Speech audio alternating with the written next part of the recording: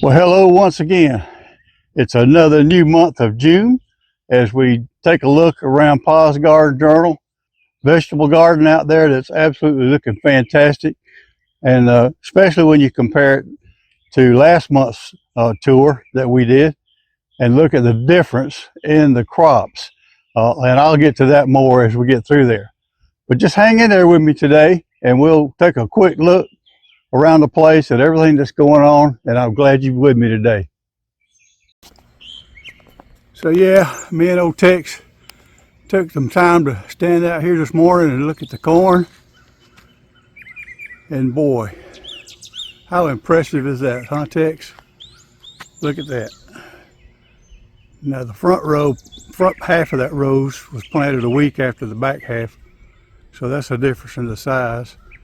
But right next to them on all those trellises are my tomatoes. And man, are they doing great this year too.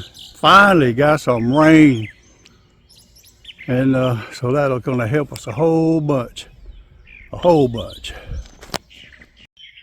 Yeah, so me and old Tex was looking at this stuff yesterday and just taking a quick look at things, but this corn is just absolutely amazing. I'm thrilled to death by it. This is first parts we see here are the ones that were planted a week later than the ones I'm getting to back here in the back. Look at this. Go back and look at my May garden tour, and this corn was just barely a foot tall. So the rain has helped. By all means, the rain has helped. And looking at it now, I actually see one tassel starting to come up. Here's another one. Here's some more. So this batch I planted at the first half of the garden, or this corn section back here, will be tasseling this week, most likely. And it's just absolutely phenomenal. I can't believe how well it's doing. And I'm so glad we haven't had any severe storms yet to blow it all over. That's always a problem. But yeah, corn is looking great. I hope it stays the course. We'll know shortly. All right, we're going to talk about these two rows at the same time. These are my tomatoes. Good Hausenators from Haus Tools, and they are doing great. You see, they've already been blooming. They're starting to really bloom now, and I've got a lot of going on with them. Here's one that's got a couple of tomatoes on it, that variety. And then I get down 1, 2, 3, 4, 5. I get down here, and this is another variety, red snapper. And these are doing absolutely phenomenal as well. They all look good and healthy. I'm glad we got the rain that's finally got started and coming along. So before I leave this row, let me turn my attention over here. This is my okra. And okra needs hot weather and humid weather. And it's finally got that. It started coming up. I've got 20 holes that I planted, 2 seeds each, because I know how hard it is to get okra to germinate. These are Clemson spineless, and every one of them, well, one hole didn't germinate. The two, I don't know what happened to those two, but I've got 19 stalks of okra growing, and I went back after they got up about an inch tall or so and thinned them down to just one plant per hole. So here we are. That's going to be enough okra for us to eat, give away, and stock up the freezer. Nothing like a summer garden. I love it. And I'm just swung the camera around to behind where I was just talking from. On the other side, this is my other half of my tomato crop. And these are Rutgers. I got 5 plants of Rutgers, and then on down here on the end, I've got 5 plants of Romas. And the Romas, while they're still small, are got more tomatoes on them than any of the rest of them. They're loading up. Rutgers are loading up with tomatoes. So I'm hoping for a good crop to continue on that. Now just to this side, I've got my yellow straight neck squash, and I planted these in groups of 5. I don't know if you can see, and as you can tell, it's all blooming. It's got crazy with babies coming in there. This first 5 is really doing well. The next 5 are a week behind these. Those are doing well. And then the next 5 or 6 are a week behind those. So all are doing well, all are looking good. And we'll should have another good crop of squash if all goes well. That's the plan. And as old Tex is standing here watching over everything, this is taken from down at the other end. Here's that row of squash and tomatoes on the left. And now I got right in front of me here, these are my purple hull peas. I've got the left hand row and the right hand side are both a week apart. So those are going to be pretty good. I think they're going to do well. So far, everything's looking good. And I'm real happy with this part of the garden. And it seems with every garden, there's lots of successes and some that aren't quite as successful. This is my lima beans. The first bed seemed to do okay. Second bed didn't germinate very well, as you can see. And across the way over there are my green beans, snap beans. And I bet only 30% of those germinated. I don't know what's been on with snap beans in the last few years, but we've not gotten any good ones at all. I don't know if they got bad seeds or cross-contaminated seeds or what. But as you can see, the bed on the left, I planted twice to get it to be that full. The bed on the right, I only planted one time, and then I quit fooling with it. And you can see most of that bed doesn't even have any plants in it at this point.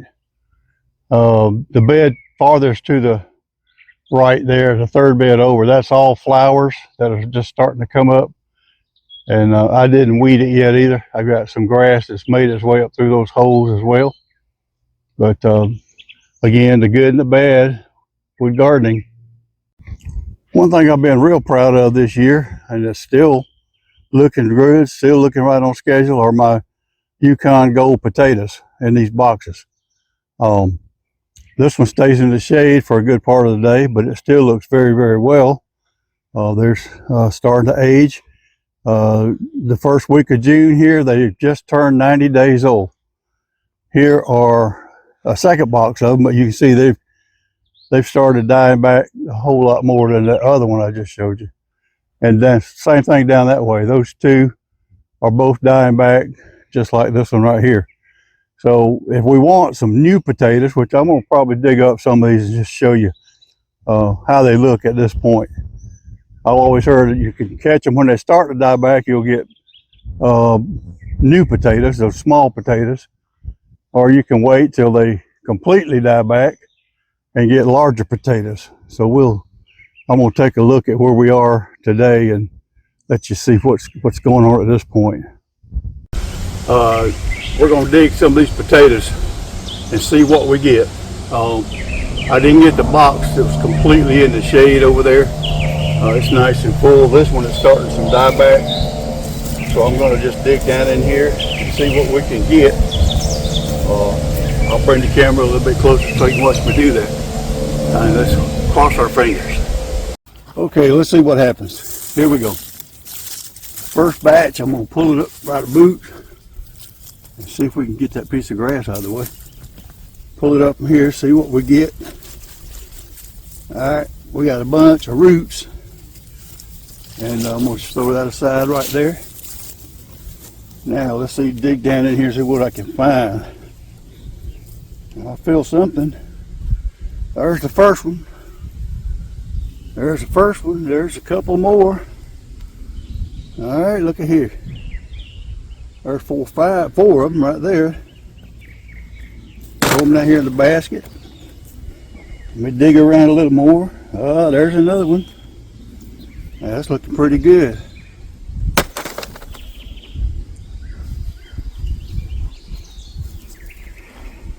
And I'll get these things thoroughly picked up. Whew. There's a good one there. You can see it compared to my hand.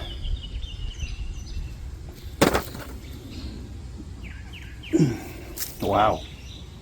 Okay, here we go.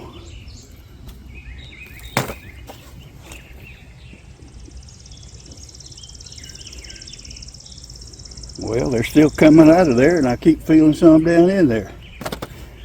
Well, let's see here.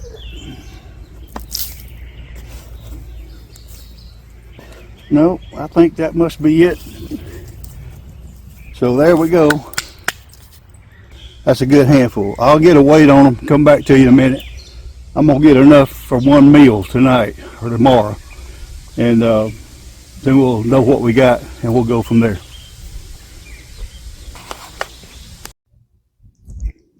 Out along the edge of my garden over there, the vegetable garden, there's the corn. That's the end of the rows. But I have 6 blueberry bushes over here, and they've got pretty good bit. Frost got a lot of them this year.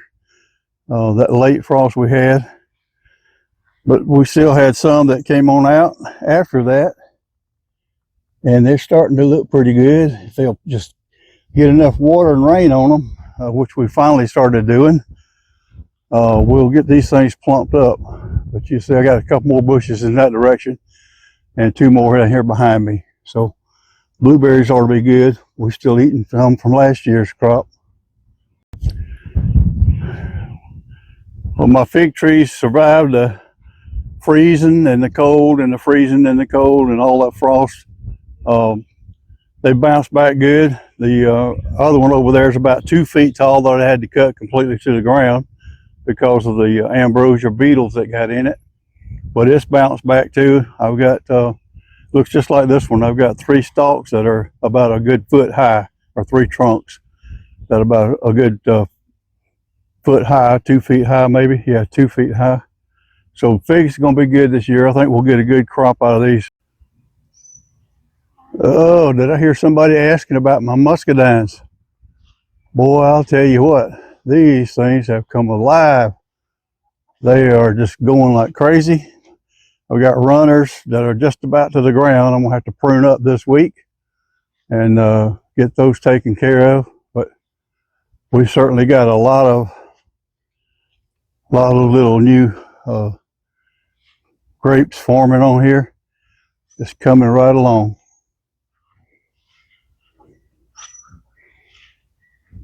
I love muscadines.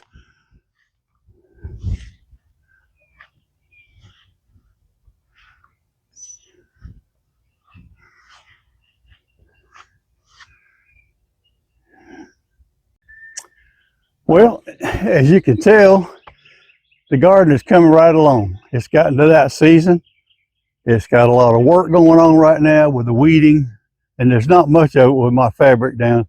I hope you enjoyed today's video, and as we continue to grow and look at things around here and keep working on stuff, and I appreciate you coming along with me. And my name is Don, and I'm glad to have you come along. If there's anything you'd like to see me do or see about what's going on around here, just ask me a question. And I think that's going to be it for this week. And I'll be back at you later. I appreciate each one of you. Take care of yourself.